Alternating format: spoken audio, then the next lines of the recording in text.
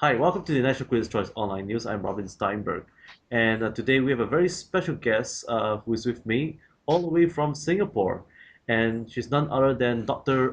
Lynette Morrison, and she has launched her series of good new books called Pitodri and Pirates.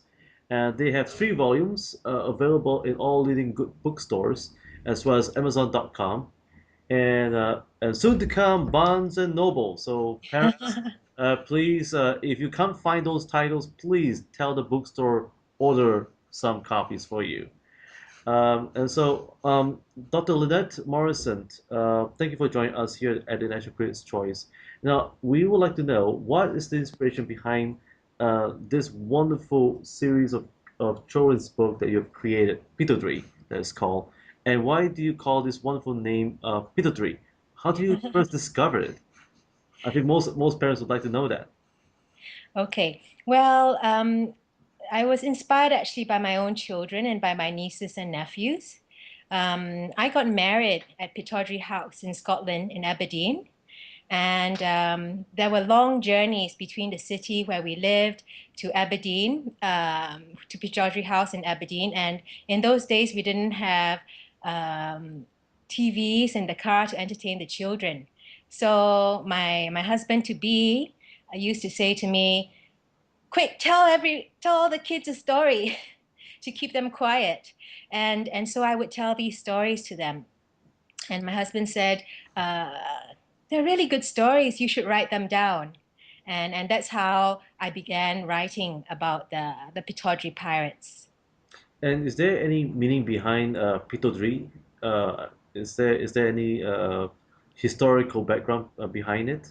Yes, Pittodrie, it's a place in Scotland, but also the name itself, Pitt, is Pictish for land, and Tawdry or Fodre was Scottish Gaelic for by the wood. And so the name actually means land by the wood.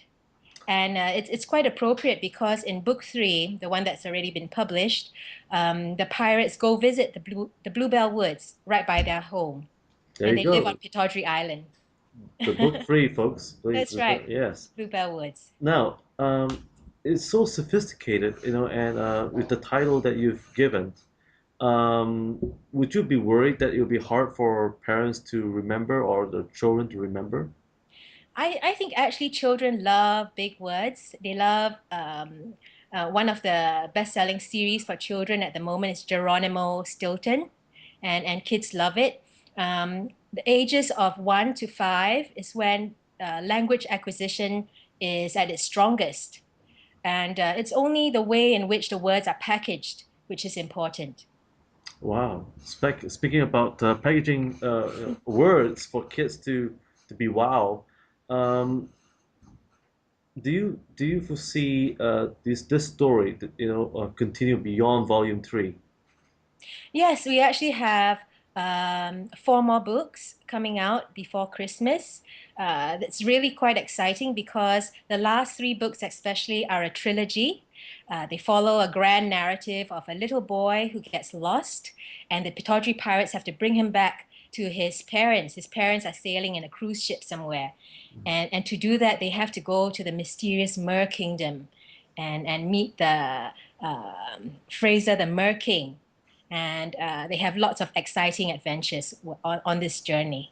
Amazing. Now, speaking about journey and adventures for Dr. Lynette Morrison, I think my audience would like to know right now, and we have one question that just came in from Thailand, and that is, dear Dr. Lynette, what exactly inspired you to be a writer, and how did you find time to write as a, no, you are a doctor at the same time you are a wife.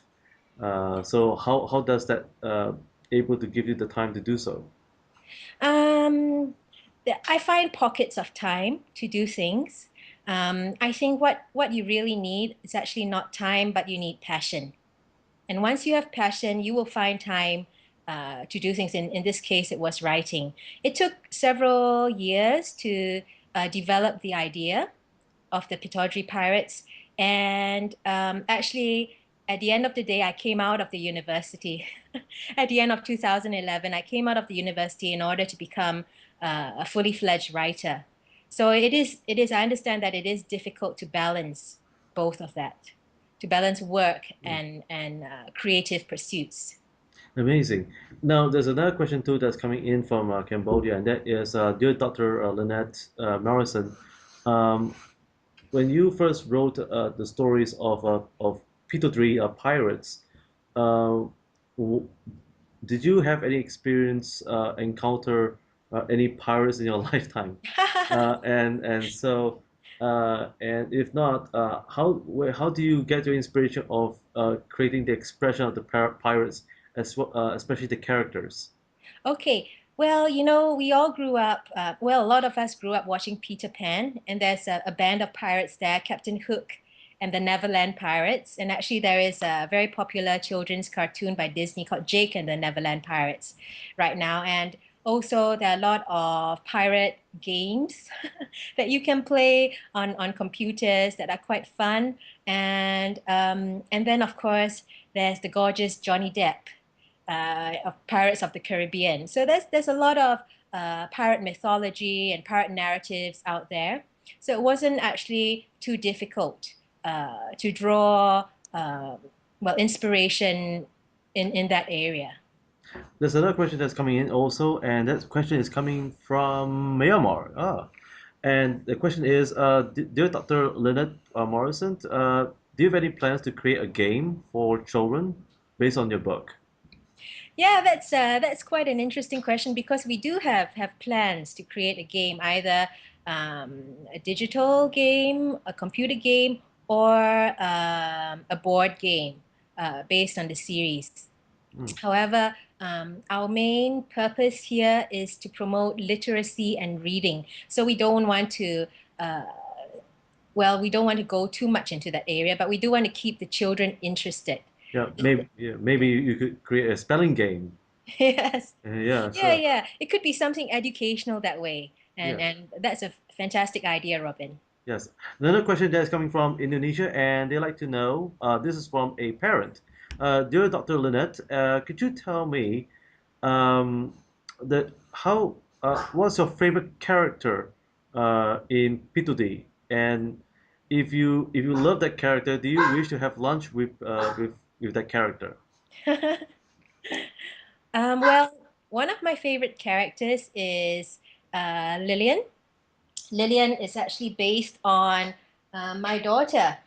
And let me show you a picture of her in the book.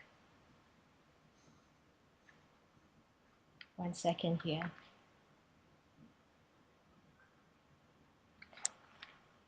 This is Lillian. Oh, wow. Oh, Yeah, and she this is there's quite a lot of food in the books, and this is a char siu bao, which my daughter likes to eat, and I would love to have lunch with her because she likes the kind of food that I like. Char siu bao is a kind of Singaporean food, but you can find it like in Hong Kong and other countries as well. amazing. Now, coming up next, right now, is that is there any lessons that you have learned after writing this series for P2 and and what would you like the audience to learn from your writings? Yeah. Well, apart from the educational values of the book, um, the main moral values that we promote are things like courage, generosity, the spirit of adventure, friendliness, and overcoming fear. And it's all good morals. If you Google Armor Publishing, who are my publishers, you can see that they publish books with a purpose, um, to make life better, to make the world a better place. And my books sit very nicely within their vision. Amazing. Once again, Dr. Lynette Morrison, thank you for joining us here at the National Critics' Choice, and thank you for sharing with us your passion in creating such wonderful content for children around the world and not just for Southeast Asia. So, before we really go, if you had not written the series P2, Would you have any regrets? Um,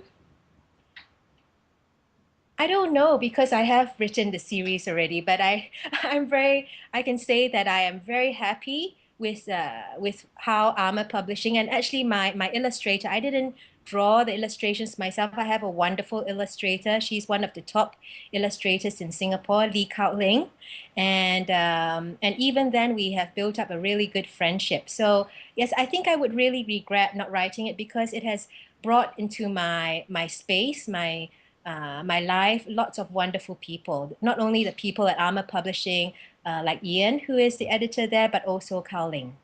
Oh yes, sorry. If you could indulge just one more question, that's from Philippines, and they'd like to ask you, dear Lynette, could you tell us how does a child able to overcome fear? Because you spoke about and teach Yeah. about fear in your book, Yeah. in Pitodri. Well, in Uh, the first book, actually, the children do not want to go to an island because they hear that there is a creature who lives there who might be really mean.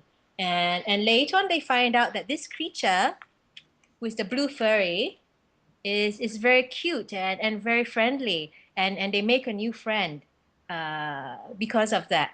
And so sometimes we hear things, but we really need to find out what's behind the say what people are saying, so that we don't just fear nothing. We fear empty things. Amazing. I like that last part. Would you also spare us just probably a minute, do a reading for all our viewers to have some sample or taste of your writings from Pitodri? Sure. Let me read you the first page.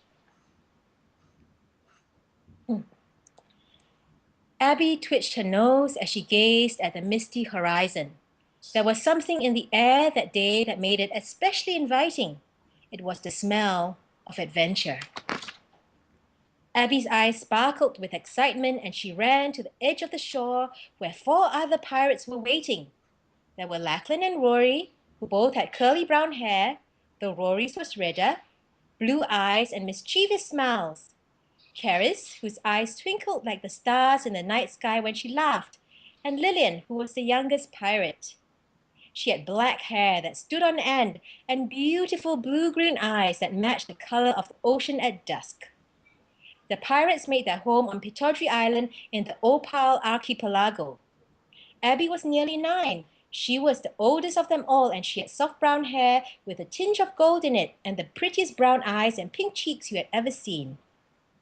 The Pitodri pirates were best friends and would go on voyages together on their pirate ship, the Rainbow Guppy. Some days they would set off for an adventure on an island, meeting many strange and wonderful creatures.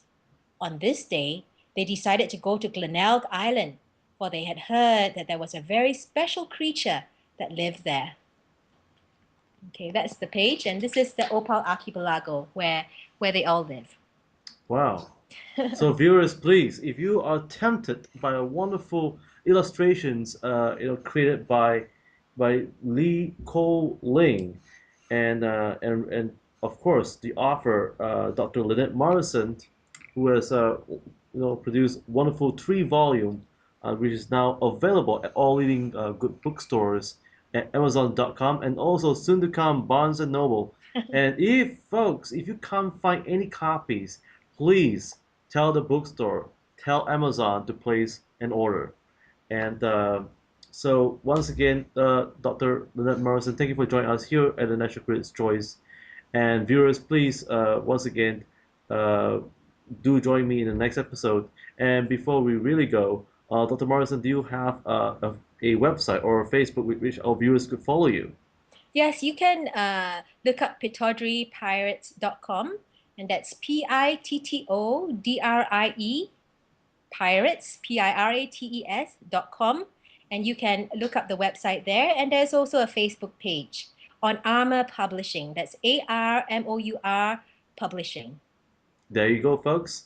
And soon to come, maybe perhaps you never know, she might have a cartoon show for your kids on Pedigree someday. And once again, Dr. Lynette Morrison, it's been a real pleasure and an honor to Thank have you, you. Robin.